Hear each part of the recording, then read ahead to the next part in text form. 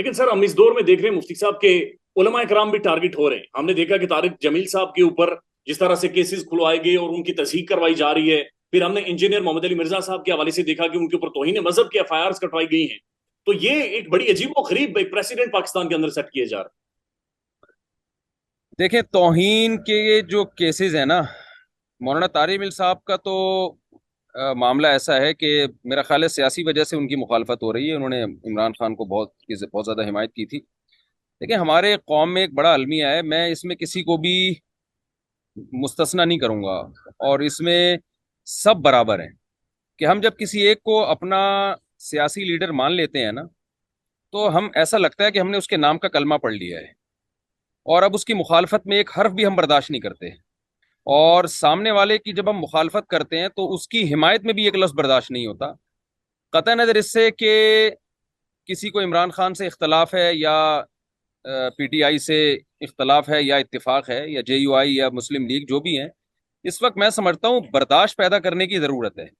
आप किसी को भी अपना लीडर मानते हैं तो आप ये कहें कि मैं, मेरा जो लीडर है वो सबसे अच्छा है, इतना अच्छा नहीं जितना मैं समझ रहा हूँ, और मेरा जो मुखालिफ पार्टी है ना, उनके लीडर बहुत बुरे हैं लेकिन इतने बुरे नहीं जितना मैं समझ रहा हूँ।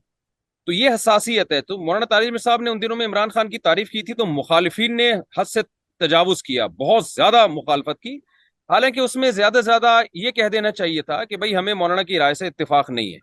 ये जो स्टाइल है ना, ये हमारे कौम को, मैं समझता हूं कि कसम उठा के कहा जा सकता है कि इस वक्त सियासी लीडरों से ज्यादा ना हमें खुद अपने आप को ठीक करने की जरूरत है। एक लिमिट में हम अकीदत में भी एक लिमिट तक जाएं, और किसी की मुखालफत में भी एक लिमिट तक जाएं। हम किसी को ना पैगंबर मानते हैं और ना किसी को हम फिरौन जैसा बुरा मानते हैं। तो ये जो मुल्क में अदम बर्दाश्त की फजा फैली हुई है ना हर तरफ से, मैं समझता हूं अभी लीडरों को ठीक करने के बजाय ना कौम को ठीक करने की ज्यादा जरूरत है। भाई आप अगर पीटीआई के हैं तो आप मुखालिफ पार्टी के लिए थोड़ा सा तो एक पॉजिटिव रखें ना, और अगर आप मुखालिफ पार्टी में हैं तो आप पीटीआई के लिए थोड़ा सा तो आप पॉजिटिव रखें। तो हजरत मौलाना तारिक जमील साहब जो बहुत ज्यादा इताब का निशाना बने, उसकी वजह भी यही है कि अदम बर्दाश्त, कि कौम में जो है ना दूसरे की राय बर्दाश्त करने की बिल्कुल भी सलाहियत ही नहीं है।